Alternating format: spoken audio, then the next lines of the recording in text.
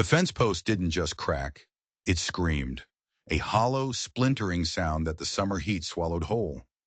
Ralph wiped sweat from his brow with a hand that was more dirt than skin and stared out at the horizon. The land was quiet, too quiet, the kind of quiet that comes after something terrible has happened, or right before. He was a man who thought he knew silence. He'd lived in it, breathed it, ever since the fire. He thought he knew every sound this land could make. The buzz of cicadas, the rustle of dry grass, the tired groan of his own bones. He was wrong, because then came a sound that didn't belong, a tiny shuffle on the gravel of his drive, a sound so small he almost missed it. He froze, hammer held loose in his hand. He listened. Nothing. Just the heat. Just the silence. He must have imagined it. Then he heard it again. A whisper of breath. The kind a child takes when they're trying not to be seen. The kind of breath you hold when you're not sure if the monster is still in the room. Ralph turned, and the world tilted on its axis. She was standing at the edge of his property, small enough to be a ghost. A little girl, no older than 6, with hair like tangled straw and eyes that were 100 years old. Her dress was ripped, one sleeve hanging by a thread. Her feet were bare, and they were bleeding. But she wasn't crying. Crying was a luxury she'd clearly forgotten. She just stared at him, those ancient eyes fixing him in place. The hammer in his hand suddenly felt like an anchor, pulling him down into the dirt. He let it drop. "Mister," she said, her voice a dry rasp, like a key turning in a rusty lock. "Mama's hurt. Please help." Just a simple plea, but there was something else in her voice. A warning, a desperate, unspoken terror that had nothing to do with her mother being hurt. It was something deeper, something colder. Ralph didn't know it yet, but this little girl wasn't just bringing him trouble. She was bringing him a war. And pinned to the torn collar of her dress, almost hidden by the grime, was a small folded piece of paper. A note. He wouldn't see it until later. And when he did, 3 words would turn his blood to ice. Don't trust him. But right then, all he saw was a child in need. So he did the only thing he could. He followed her. He grabbed his dusty coat from the porch rail and stepped into the tall grass, his boots sinking into the dry earth. The girl, Lena, moved with a strange, frantic energy. She never looked back, as if she was afraid he might disappear. Or maybe she was afraid of what was following them. They walked for what felt like miles, the sun beating down on them, the silence of the prairie pressing in. She led him over a small hill toward a single skeletal cottonwood tree that stood like a gallows against the pale blue sky. And there beneath it was a woman. She was crumpled on the ground like a discarded doll. Her hair was matted with blood and dirt. An ugly purple bruise bloomed on her temple. Flies buzzed at the corner of her mouth. Ralph knelt beside her, his heart a cold stone in his chest. He'd seen death before. This was close. Too close. Her skin was on fire. A fever was tearing through her. He could feel the heat radiating off her in waves. "Mercy," the little girl whispered, her voice trembling for the first time. "That's Mama's name." Mercy. The name felt like a cruel joke. There was no mercy here. Not in the blazing sun, not in the buzzing flies, not in the stillness of her body. Ralph slipped his arms under the woman, surprised at how light she was, like a bird with hollow bones. He lifted her. As he did, her torn sleeve shifted, and that's when he saw it. It wasn't a bruise. It wasn't a cut. It was a mark. Burned into the soft skin of her forearm was a symbol, a perfect, sharp-edged circle with a jagged line cutting through the middle, like a broken sun. A brand, the kind you put on cattle, or on property you never intend to lose. What in God's name had happened to this woman? He carried her back to his small, quiet house, the little girl trailing behind him like a shadow. He laid Mercy on the only spare bed he had, the one that used to be his wife's, the one he hadn't touched in 5 years. Lena hovered in the doorway, a tiny, terrified sentinel, clutching his coat like a shield. He spent the night in a rocking chair, watching Mercy's chest rise and fall. Each breath was a struggle, a question the world refused to answer. Lena eventually fell asleep on a blanket at the foot of the bed, one small hand resting on her mother's arm, as if to anchor her to the world of the living. Ralph didn't sleep. He couldn't. He just watched the brand on her arm, the strange, broken sun that seemed to pulse in the low lamplight. It felt ancient, evil, a claim staked on a human soul. By morning, the fever had broken. Mercy's eyes fluttered open. They were clear, sharp, and full of a terror so profound it made Ralph's breath catch. Her gaze darted around the room, the strange ceiling, the unfamiliar quilt, the man in the rocking chair, and then it landed on her daughter. The terror in her eyes softened for a split second, replaced by a fierce, primal love. Then she looked back at him, her expression hardening into a mask of stone. "Where am I?" she whispered, her voice raw. "You're safe," he said, the words feeling thin and useless. She tried to sit up, wincing in pain. "We'll be gone by nightfall. I don't want charity." "It ain't charity," he said, standing slowly. "It's decency." Her eyes narrowed. She scanned the room again, but this time she was looking for something specific. Her gaze was frantic, desperate. "The box!" she rasped, gripping the quilt. "Where is the box?" Ralph frowned. "What box? There was no box. Just you and the girl." A new kind of panic flooded her face, overriding the pain, overriding the fear. It was the look of someone who hadn't just lost their way. It was the look of someone who had lost everything that mattered. "No," she breathed, shaking her head. "No, no, no. He has it. He must have it." "He who?" Ralph asked, his voice low and steady. Mercy looked at him, and for the first time, he saw past the pain and the fear. He saw a woman trapped in a nightmare. She opened her mouth to speak, but then her eyes fell on the brand on her own arm, the broken sun. She flinched, pulling her sleeve down with a choked sob. She looked back at Ralph, her eyes begging him to understand something she couldn't say. "They'll never stop," she whispered. "Now they'll never, ever stop looking for us." Who were they? And what was in that box? The question hung in the air, thick and heavy like the summer heat. But Mercy wouldn't say another word about it. It was like a door had slammed shut behind her eyes. She spent the rest of the day in a tense, watchful silence, her gaze constantly drifting to the windows, to the horizon, as if expecting to see monsters ride out of the tall grass. Lena, however, was a different story.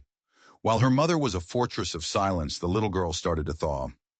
Ralph found her sitting on the floor, drawing on the back of an old feed sack with a piece of charcoal. She'd drawn 3 stick figures. One was tall and wore a hat. One had long hair. The third was tiny. Over their heads she'd drawn a bright, smiling sun. "That's me," she said, pointing a grubby finger at the small figure. "That's Mama. And that's you." Ralph felt a strange tightness in his chest. "I don't smile that much," he said, trying to keep his voice light.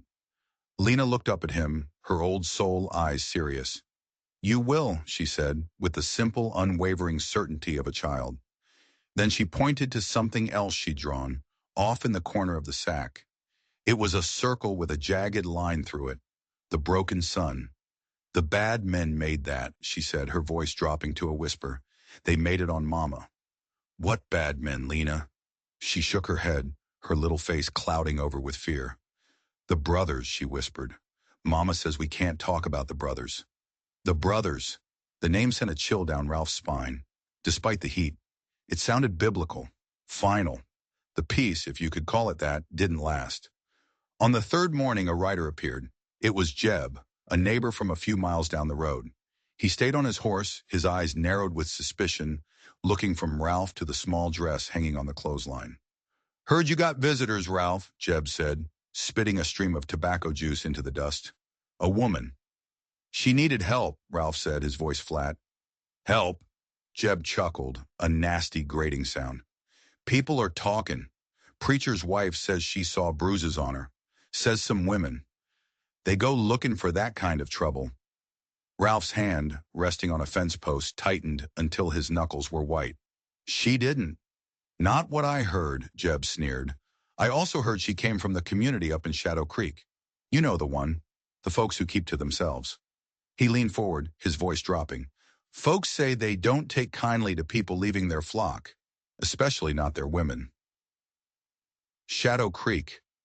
The name was whispered in town, but no one ever said it loud. A secluded community ruled by a council of elders. They had their own laws, their own ways. People called them fanatics, cultists, but they were powerful. They owned half the land in the county, and they protected their own with a frightening ferocity. "You're playing with fire, Ralph," Jeb said, pulling his horse back. "That brand on her arm? That's their mark. You're holding their property." Then he rode off, leaving a cloud of dust and a poison in the air. So that's what it was. A cult. Mercy hadn't been attacked by a stranger. She'd been punished by her own people. She hadn't run away from a husband. She had escaped. That afternoon, Ralph had to go to town for supplies. The moment he walked into the general store, the air went cold. The usual chatter died.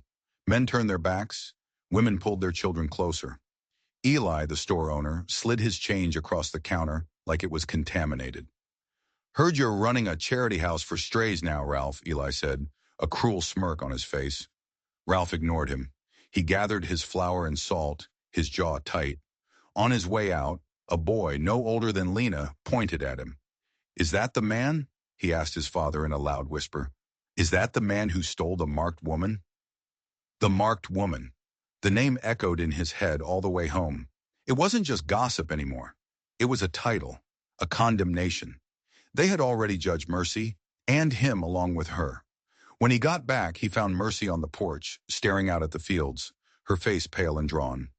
"They'll come," she said, her voice hollow. "It's only a matter of time." "Let them," Ralph said, his own voice sounding harsher than he intended. She turned to him then, and the look in her eyes was one of pure, soul-crushing despair. "You don't understand," she said, her voice breaking. "It's not just me they want. It's Lena." "Why? Why her?" Mercy took a shaky breath. "Because of my husband, her father. He was the son of the prophet. He was supposed to be the next leader, but he defied them. He saw the rot in the community, the greed behind the faith. He was trying to get us out." Her story came out in broken pieces.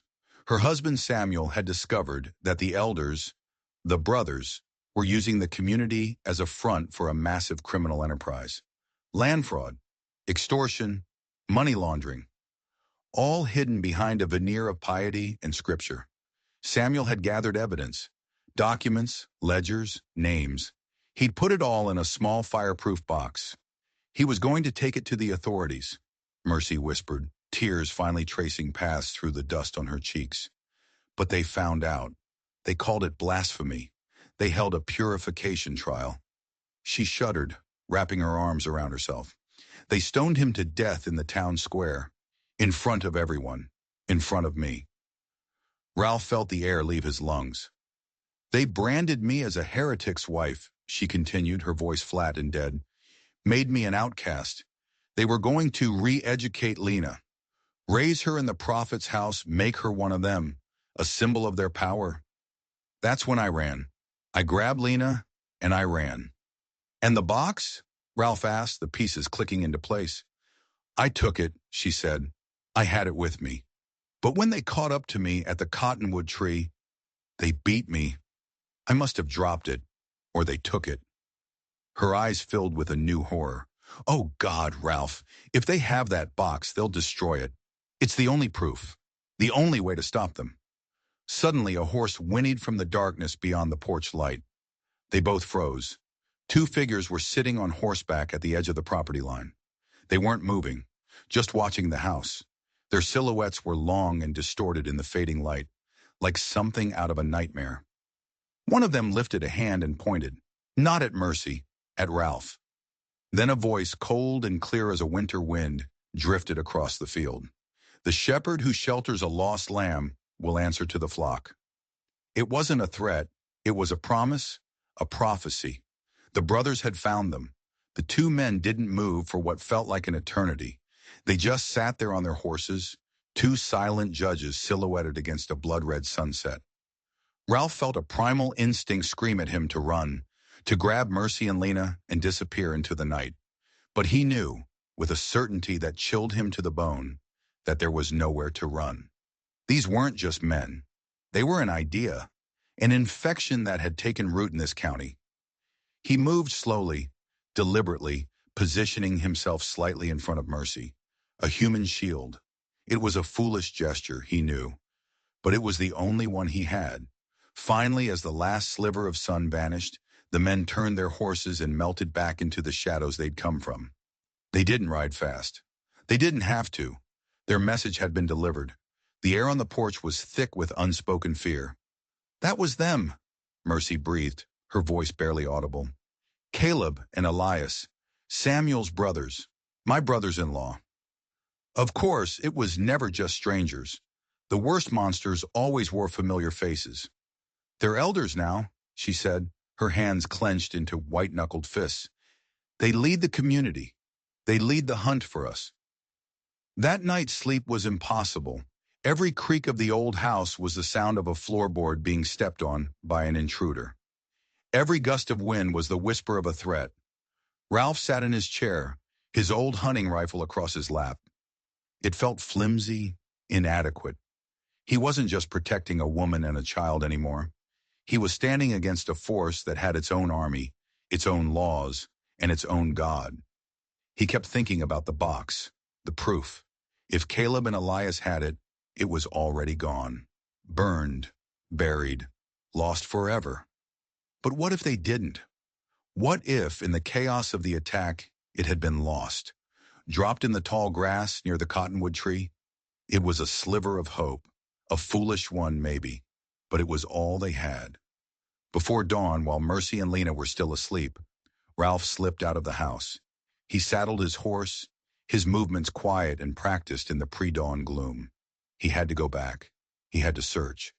The ride to the cottonwood tree was different this time. The land didn't feel empty anymore. It felt watched. Every shadow seemed to hold a figure. Every rustle in the grass sounded like a footstep. He was in their territory now. He could feel it. He reached the tree as the sun began to bleed over the horizon, painting the sky in shades of bruised purple and angry orange. He dismounted and began his search, his eyes scanning the ground, parting the tall grass with his boots. He walked in ever-widening circles, his heart pounding a frantic rhythm against his ribs. Nothing. Just dry earth, trampled grass, and a few dark, rusty stains where Mercy had bled. He was about to give up when he saw it, a glint of metal, nearly hidden under a clump of wild mustard. He knelt, his fingers brushing away the dirt. It wasn't the box. It was a locket, small, silver, and tarnished. The chain was broken. He pried it open. Inside, on one side, was a tiny, faded photograph of a young, smiling Mercy. On the other side was a picture of Samuel, a kind-faced man, with her same gentle eyes. But that wasn't what made Ralph's blood run cold. Tucked behind Samuel's picture was a tiny, folded piece of paper, and on it, a series of numbers. A code. What was this? A key? A combination? Suddenly he heard a twig snap behind him. He spun around, his hand instinctively going for the knife on his belt. A man was standing there, not 20 feet away. He was old, with a weathered face and eyes that had seen too much. He was dressed in the simple, homespun clothes of the Shadow Creek community, but he wasn't carrying a weapon. He was holding a shovel. "You're the rancher," the old man said, his voice a low gravel. "The one who took her in." "Who are you?" Ralph demanded. "A friend of Samuel's," the man said. "My name is Silas. I was there when they killed him. I saw it all." Silas took a step closer. "They don't have the box," he said, his voice dropping to a conspiratorial whisper. She fought back harder than they expected. It was chaos. The box flew from her hands into the creek bed. They searched, but they couldn't find it in the dark. They figured they'd come back for it. Hope, fierce and blinding, surged through Ralph. "Where is it?" "Safe," Silas said. "I found it before they could. I came back at first light and buried it." He nodded toward his shovel. "They're tearing this whole county apart looking for it. They think she told you where it is. That's why they came to your house. They're testing you, seeing how hard you'll fight." The old man's eyes were filled with a grim urgency. "That locket you're holding, Samuel gave it to Mercy on their wedding day. The numbers inside, they're the key. Not to the box itself, but to understanding what's inside it. It's a cipher. Without it, the ledgers are just meaningless numbers. So this was it, the key to everything. "Why are you telling me this?" Ralph asked, his suspicion warring with his hope. "Why risk yourself?" "Because I watched them murder my friend," Silas said, a fire lighting in his old eyes. "I watched them twist our faith into a weapon for their own greed. I've been silent long enough. It's time to burn the rot out." He took another step, his voice dropping even lower. "But you have to be careful. The sheriff, Harlan? He's in their pocket. They bought him years ago. Going to him is a death sentence. You are on your own." The sheriff, the one man Ralph thought he could turn to, was one of them. The tendrils of this cult reached farther than he could have ever imagined. He was completely, utterly isolated. "What do I do?" Ralph asked. "You wait," Silas said. "They'll make a move soon. They're not patient men. When they do, you use what's in that box to destroy them. I'll get word to you when it's safe to retrieve it." The old man turned to leave, then paused. "One more thing," he said, his eyes dark with warning. "There's a traitor in your house." Ralph stared at him, confused. "What are you talking about?" "The little girl," Silas said, his voice heavy with pity. "Lena, they did something to her before Mercy dragged her out of the community. They whisper things in her ear when she sleeps. They trained her. She doesn't even know she's doing it, but she reports back to them." Ralph felt like he'd been punched in the gut. Lena? Sweet, innocent Lena? It was impossible. "How?" he choked out. "Dreams," Silas said, his expression grim. "They believe the prophet can walk in the dreams of children. They visit her at night. They ask her questions. 'Where are you? Who is the man? What does he talk about?'" He shook his head slowly. "The child is a spy, and she is the one who will get you all killed." The revelation hit Ralph with the force of a physical blow. Lena, a spy. It seemed insane, impossible. Yet as he rode back to the ranch, the pieces started to fit together in a horrifying new way. The way she sometimes spoke with a wisdom far beyond her years. The way she would hum strange melodic tunes he'd never heard before. The way she sometimes woke from nightmares, not crying, but staring into the darkness with a strange, unnerving calm. Was Silas telling the truth, or was this another trick? A way to sow paranoia and distrust, to tear them apart from the inside? Who was he supposed to believe? When he walked back into the house, the smell of coffee and bacon filled the air. Mercy was at the stove, her movements less tense than before. She even managed a small, fragile smile when she saw him. "You were gone a long time," she said. "Just checking the fences," he lied. The locket felt heavy in his pocket, a secret he now had to keep from her. Lena ran to him, wrapping her small arms around his leg. "I missed you, Mr. Ralph," she said, looking up at him with those wide, innocent eyes. He looked down at her, at this tiny, perfect child, and felt a wave of nausea. Was she an innocent victim, or a weapon pointed at their hearts? He saw the drawing she'd made still on the floor, the happy sun, the 3 stick figures, and in the corner, the broken sun, the mark of the brothers. He had to know. That evening, he waited until Mercy was outside, bringing in the laundry. He sat down on the floor next to Lena, who was carefully sewing a button eye onto a cloth doll. "Lena," he said, his voice gentle, "do you have bad dreams sometimes?" She stopped sewing and looked at him. She didn't answer right away. She just stared, her expression unreadable. "Sometimes," she finally said. "What do you dream about?" She shrugged. "The dark place. The men with no faces. They sing to me." "What do they sing?" "They sing about the lost lamb," she whispered, her eyes going distant. "They say the lamb must come home to the flock. They ask me to show them the way." It was true. Everything Silas had said was true. A cold dread seeped into Ralph's bones. This child, this innocent soul he'd sworn to protect, was their homing beacon. That night, the full weight of their situation pressed down on him. They were trapped. The law was against them. The town was against them. And inside their own walls, there was a spy who didn't even know she was a traitor. The next few days were a special kind of hell. Ralph watched Lena with a new, painful awareness. Every innocent question she asked felt like an interrogation. Every quiet moment of humming felt like a coded message. He was walking on eggshells, terrified of saying something that the girl might unconsciously repeat in her dreams. He didn't tell Mercy. How could he? How could he tell a mother that her own child was a potential threat? It would break her, and he needed her strong. The strain was starting to show on all of them. The house, which had briefly felt like a sanctuary, now felt like a prison. Every knock at the door, every rider on the horizon, sent a fresh jolt of fear through them. The attack, when it came, was not what he expected. It wasn't a frontal assault in the dead of night. It was quieter, more insidious. One morning, Ralph went out to the well to draw water and found the bucket rope had been cut. The next day, his best horse was gone from the paddock, the gate left wide open. Small things, annoyances designed to fray his nerves, to show him that they could get to him whenever they wanted.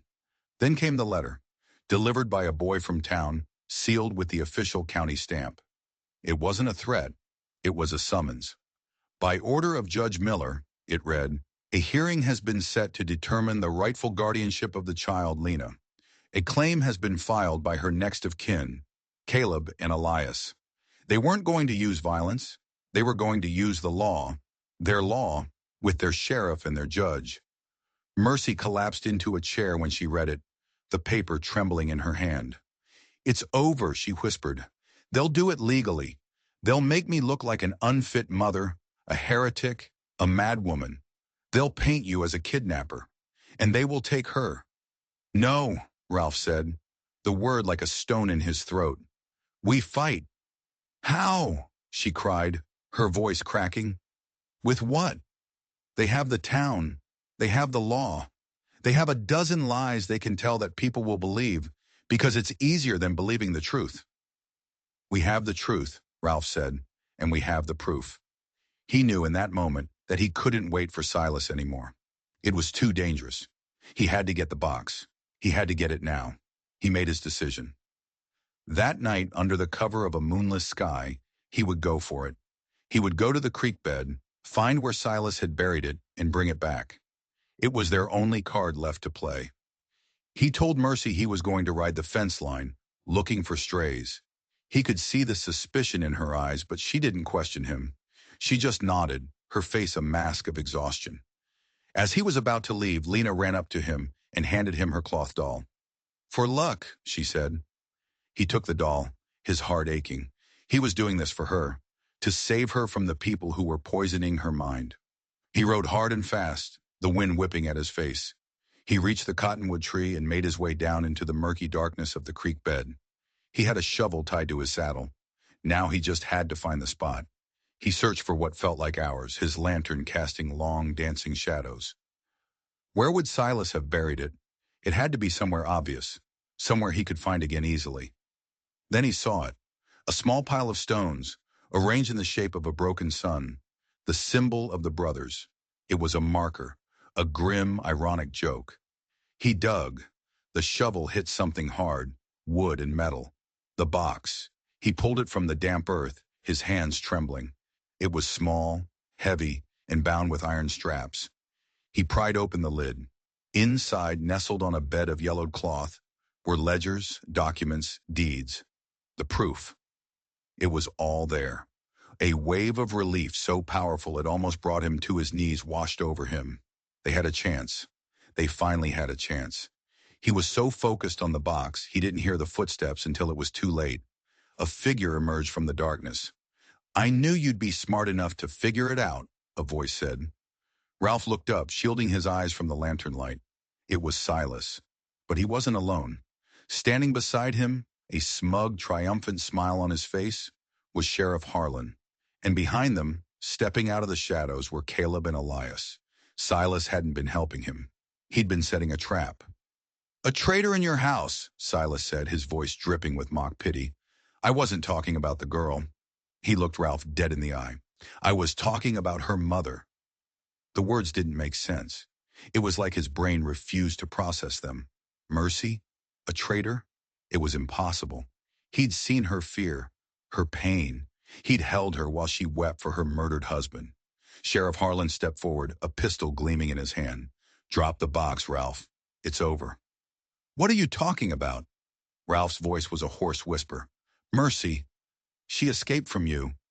Caleb, the older of the two brothers, let out a cold, humorless laugh. Escaped? Boy, you really are a fool. We sent her. The world spun, the lantern light blurring into streaks. This whole thing, a setup? Why? Ralph choked out. Why go through all of this? Because of you, Elias, the younger brother said, his voice slick with contempt. Or rather, because of your land. This little ranch of yours is sitting on the only freshwater aquifer for 50 miles. The community is growing. We need water. We made you a fair offer years ago. You refused. Ralph remembered. An offer, well below market value, from a holding company he'd never heard of. He'd torn up the letter. So we decided on a more creative approach, Caleb continued, circling him like a wolf. We needed a reason to get you off your land, to discredit you, to make you look like a dangerous, unstable man who harbors criminals. A man whose property should be seized by the county for the public good. Our public good. Every piece fell into place with a sickening crash. Mercy's story, Ralph stammered. The beating. The brand. Oh, the beating was real enough, Elias sneered. She disobeyed us once before. A little reminder of the cost of failure was necessary. As for the brand, it marks her as ours. Forever. They had used her. They had beaten her, branded her, and sent her to him like a sacrificial lamb, all to steal his land. Her suffering was just a tool. Her pain was part of the plan, and she had played her part perfectly. She played you like a fiddle, Harlan chuckled, fed you that sob story about her husband, the box, the escape. All of it, hook, line, and sinker. The locket in his pocket suddenly felt like a burning coal. The numbers, the cipher, it was all a lie, a prop in their sick little play. But Lena, Ralph asked, his voice breaking. The little girl. She couldn't have been part of it, not her. The girl is the leash, Caleb said simply. As long as we have her, her mother will do anything we say. She knows what we're capable of. She knows what we'll do to the child if she ever truly crosses us. They were monsters, not just fanatics, not just criminals. They were pure, unadulterated evil. They used a mother's love as a weapon and a child's soul as a cage. So what now? Ralph said, his mind racing, looking for an escape that wasn't there. Now, Harlan said, leveling his pistol at Ralph's chest, you're caught trespassing, attempting to steal evidence from a lawful investigation. You'll resist arrest. I'll be forced to defend myself. It's all very tragic. He was going to be murdered, here in the dark, and they would twist the story into whatever they wanted. Ralph, the unstable kidnapper, killed while resisting arrest. His land would be forfeit. The brothers would win. But as Harlan cocked the hammer, a sound cut through the night. A scream. A woman's scream, full of rage and terror. And then, out of the darkness, Mercy came charging through the trees, her face a mask of primal fury. She wasn't holding a gun. She was holding a heavy, gnarled tree branch, and she swung it with all the force of a desperate mother. The branch connected with Sheriff Harlan's head with a sickening crack. He crumpled to the ground without a sound. Caleb and Elias stared, stunned for a split second. And a split second was all Ralph needed. He lunged, not at the brothers, but at their horses. With a roar, he slammed his shoulder into the flank of the nearest one, spooking it. The horse reared, screaming, and the other one bolted. Chaos erupted in the creek bed. In the confusion, Ralph grabbed Mercy's hand. The box! Grab the box! She snatched it from the ground. This way! She yelled, pulling him toward a dense thicket of thorns. They scrambled through, the thorns tearing at their clothes and skin. Behind them, they could hear the brothers shouting in rage. They ran. They didn't know where they were going. They just ran, away from the creek, away from the lies, away from the impossible truth. They finally collapsed behind a rocky outcropping, their lungs burning, their bodies screaming in protest. You lied to me, Ralph panted, the words tasting like ash in his mouth. All of it. It was all a lie. Tears streamed down Mercy's face, mixing with the dirt and blood. Yes, she sobbed. And no. What does that mean? The story I told you about Samuel, about the box, about them killing him? It was all true, she cried. That's what they did. But the rest, sending me to you, that was their plan. They told me if I didn't do it, if I didn't play their game and help them frame you, they would take Lena. They would give her to the prophet. They would do unspeakable things to her. I saw what they did to my husband. I couldn't let them have my baby. She looked at him, her eyes pleading. I was going to tell you, I swear. I was trying to find a way out for all of us. When you left tonight, I knew something was wrong. I followed you. I had to choose, Ralph. And I chose you. I chose Lena. I chose fighting back. She had hit the sheriff. She had saved his life. She had turned on them. In that one desperate act, she had signed her own death warrant and Lena's. They'll hunt us, Ralph said, the grim reality setting in. They won't stop until we're dead. I know, she said, her voice stealing, the tears stopping. But they made a mistake. They thought the box was just evidence against them. She ran her hand over the iron-strapped lid. They don't know what Samuel really put in here. She looked at him, a flicker of something wild and dangerous in her eyes. This isn't just proof, Ralph. It's a weapon, and I know how to use it. Before Ralph could ask what she meant, the sound of a horse cut through the night, coming closer. They were being tracked. They were out of time. Mercy's revelation hung in the air, a tantalizing mystery they couldn't afford to solve. They had to move. We can't go back to the ranch, Ralph said, his mind working frantically. That's the first place they'll look, and Lena is there. The thought sent a spear of ice through his heart. Lena was alone, vulnerable. No, Mercy said, her voice surprisingly calm. Lena is not alone, and she's safer than you think. What are you talking about? They could be there right now. They won't go there. Not yet, she said, pulling him deeper into the woods. They think I'm still their puppet. They think I led you into their trap. They won't realize I've turned on them until Harlan wakes up. If he wakes up. Right now, their only focus is finding you in that box. She was right. Her attack had been an improvisation, a desperate act they wouldn't have predicted. They still believed they were in control. But we still need to get Lena, Ralph insisted. And we will, she said, but we have to be smart. We need a sanctuary, a place they wouldn't dare follow. There is no such place. They own this county. They don't own the church, she said. Not the old one. The mission down by the river. Father Michael. He hated the prophet. He spoke out against the community from his pulpit for years. They tried to silence him, but he never backed down. He's a good man. He'll help us. It was a long shot, a priest against a cult that had a sheriff in its pocket. But it was the only shot they had. They moved through the night like ghosts, sticking to the shadows, using the terrain to cover their tracks. The moonless sky was their only ally. Every rustle of leaves, every snapped twig, sounded like the footsteps of their pursuers. Mercy moved with a confidence that surprised Ralph. She knew these woods, this land. She'd been born here, raised under the shadow of the community. She knew its secrets. As they ran, she told him the rest of the story. The truth, this time.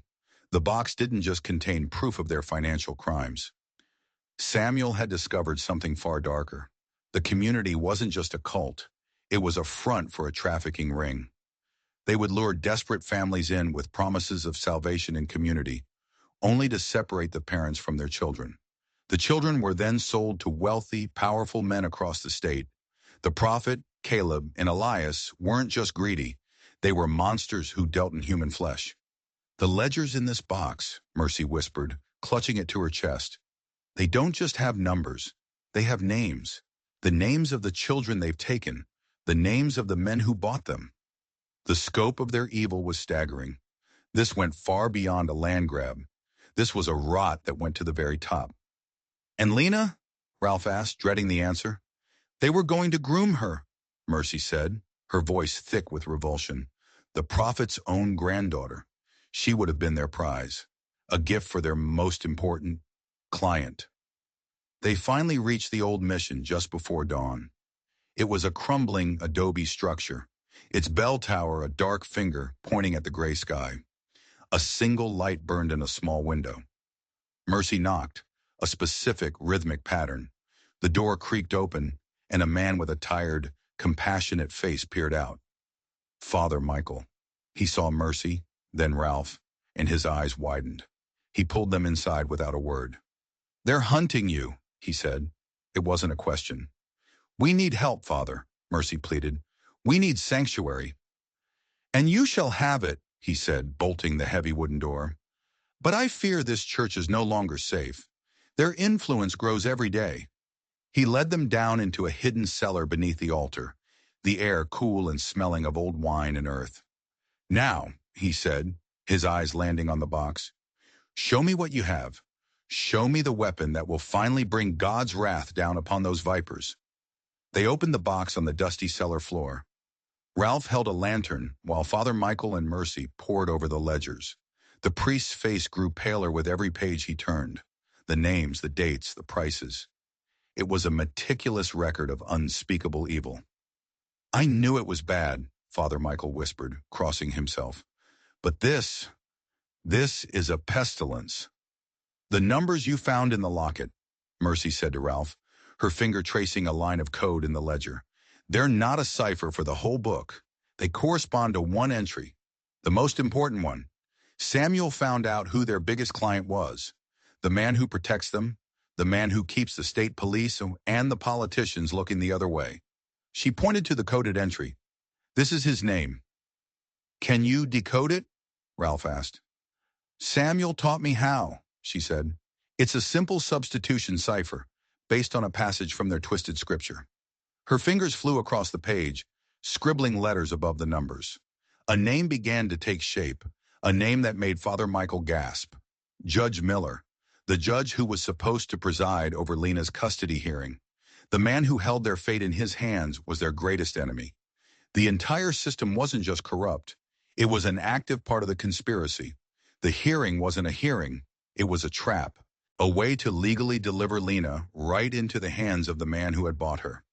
"We can't go to the court," Ralph said, the last of his hope draining away. "We can't go to the law. We have no one." "We have God," Father Michael said, his eyes burning with a righteous fire. "And God helps those who help themselves." He stood up, his posture no longer that of a tired old priest, but of a soldier.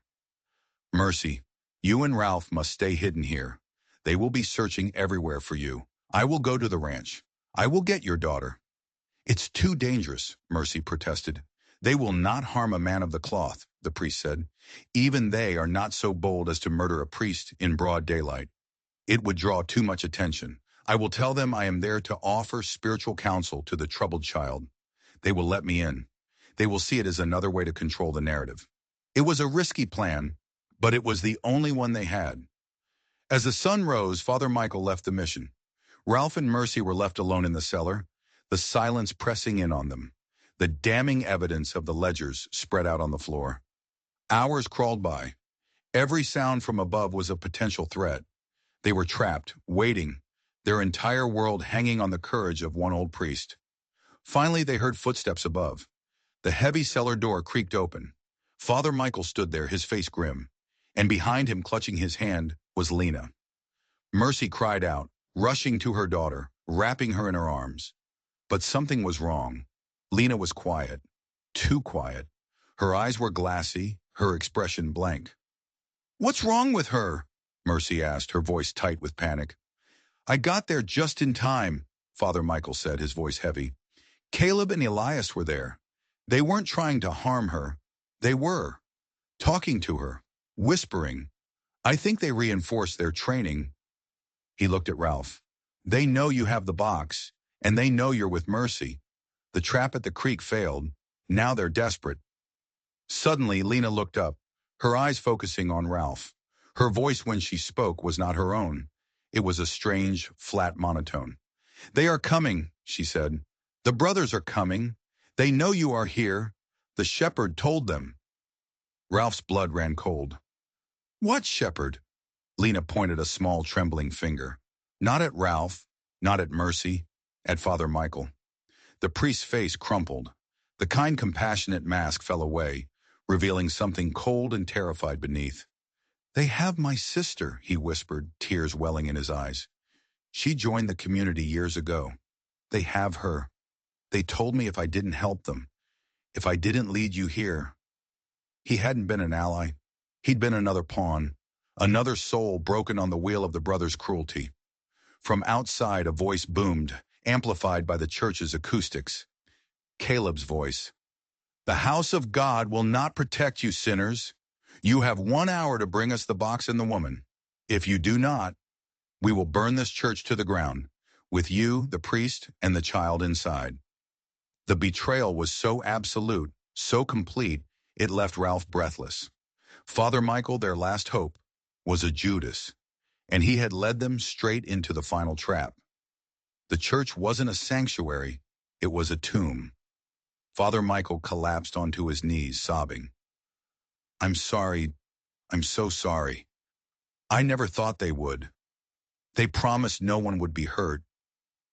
They always promise, Mercy said, her voice devoid of emotion. She pulled Lena behind her, her body a shield. Her eyes were fixed on Ralph, a silent question passing between them. This was it, the end of the line. Ralph looked around the cellar. Wine barrels, old crates, dusty relics. There was no way out.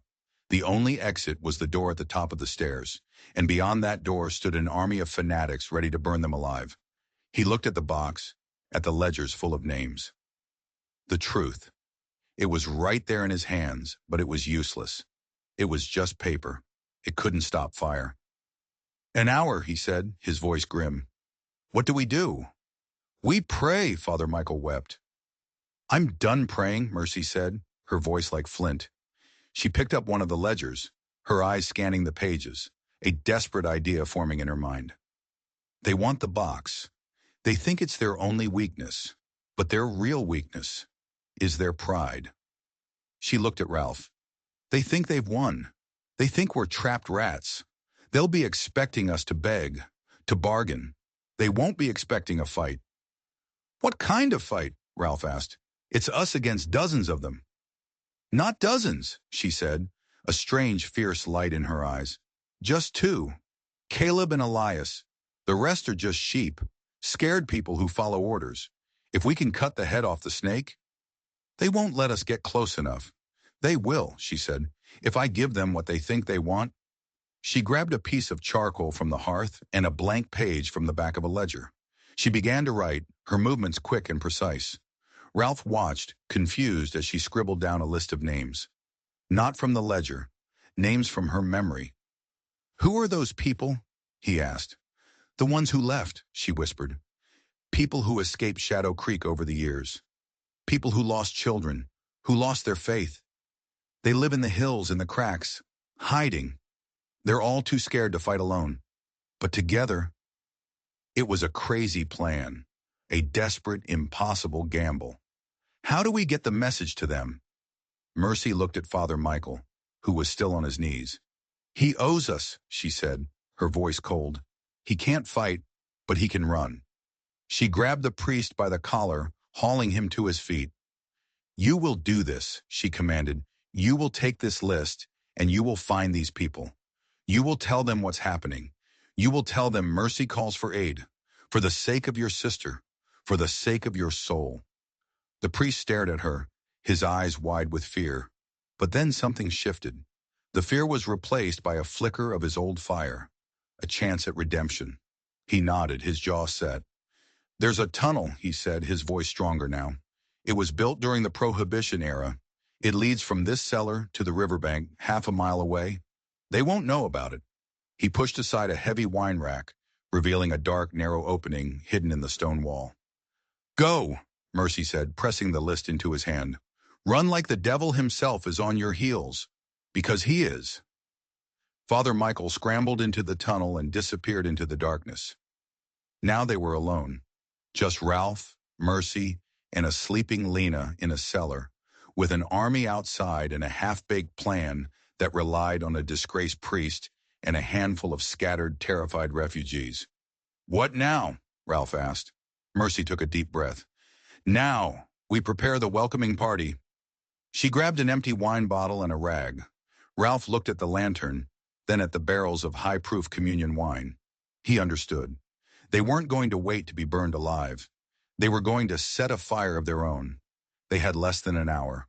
Working in a frantic, silent partnership, they turned the cellar into a fortress of desperation. They barricaded the door with heavy barrels. Mercy tore strips from old altar cloths, creating fuses for the bottles of wine. They weren't bombs, not really, but they would be flammable. They would cause chaos. Ralph found a rusty old axe in a corner, its handle smooth with age. It wasn't a rifle, but it felt solid in his hands. It felt real. Mercy took the locket from her neck, the one Ralph had found, and returned to her. She opened it, looking at the smiling faces of her and Samuel. Then she looked at the ledgers, the proof. "They think this is about land, about power," she said, her voice a low, intense whisper. "But they're wrong. This is for him." She pointed to Samuel's picture. "And all the others, all the children whose names are in this book." She carefully tore out one page from the ledger, the page with Judge Miller's name on it. She folded it carefully and tucked it deep into Lena's pocket. "If we don't make it," she said, looking Ralph in the eye, "you get her out of here. You get that paper to someone, anyone. Don't let them have died for nothing." He just nodded, his throat too tight for words. The hour was up. Caleb's voice boomed again from outside. "Time's up, sinners. Send out the woman." Silence. "Fine," the voice roared. "Have it your way." They could hear the shouting outside, the sound of men moving, the sloshing of liquid. Kerosene. They were going to do it. They were going to burn them. Ralph and Mercy stood side by side, their backs to the wall, facing the barricaded door. He held the axe. She held a lit taper, ready to light the fuses. "I'm scared," she whispered. "Me too," he said. And in that moment of shared terror, something passed between them, a bond forged in fire and lies and a desperate shared hope for a future they would likely never see. The first lick of flame appeared under the cellar door. Smoke began to curl into the room. "Ready?" he asked. "Ready," she answered. Then from outside a new sound, a shout, not of anger but of surprise. Then another, then the unmistakable sound of a fight, screams, the clang of metal on metal. Mercy and Ralph exchanged a look of disbelief. Could it be? Had Father Michael done it? The fire at the door vanished, replaced by the sounds of a full-blown battle. The shouts of the brothers' men were now mixed with the war cries of others. Fierce, desperate voices.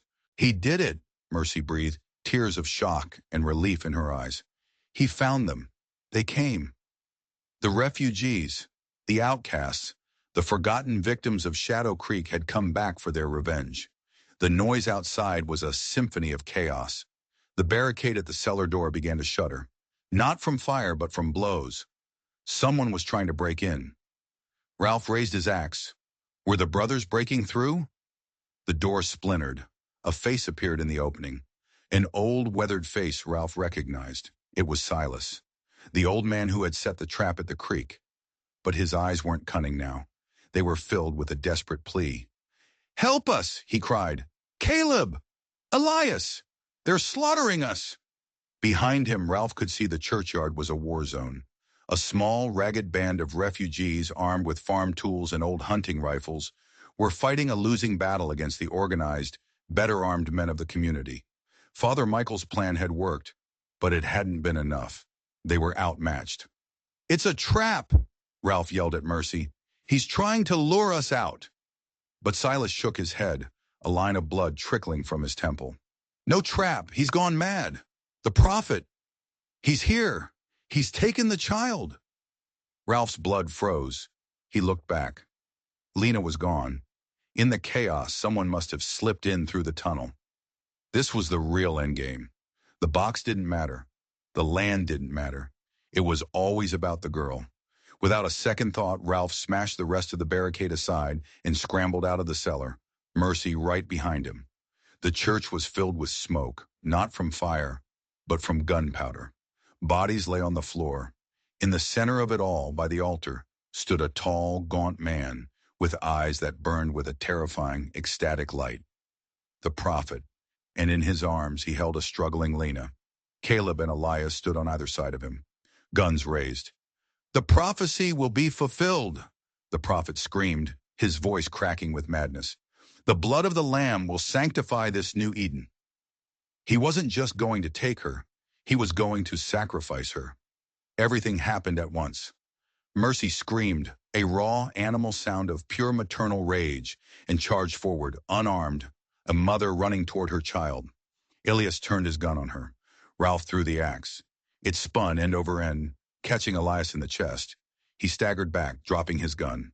Caleb fired at Ralph. The bullet ripped through Ralph's shoulder, sending a shockwave of white-hot pain through his body. He collapsed to one knee. The prophet raised a long, sacrificial knife over Lena. And then a single shot rang out, louder than all the others. It didn't come from the battle outside. It came from the back of the church. The prophet froze. A small, dark hole appeared in the center of his white robes. He looked down, a comical expression of surprise on his face. Then he crumpled to the ground, dropping Lena as he fell. Everyone stopped. The fighting outside seemed to die down. Standing in the main doorway, framed by the smoke, was a figure holding a smoking pistol. Sheriff Harlan. His head was bandaged, and his face was a pale, grim mask. He hadn't been working with them. He had been their prisoner. The man Mercy had knocked out at the creek wasn't the real sheriff, but one of the brothers dressed in his clothes. The real Harlan had been held captive by the community for weeks. "This ends now," Harlan said, his voice ringing with authority.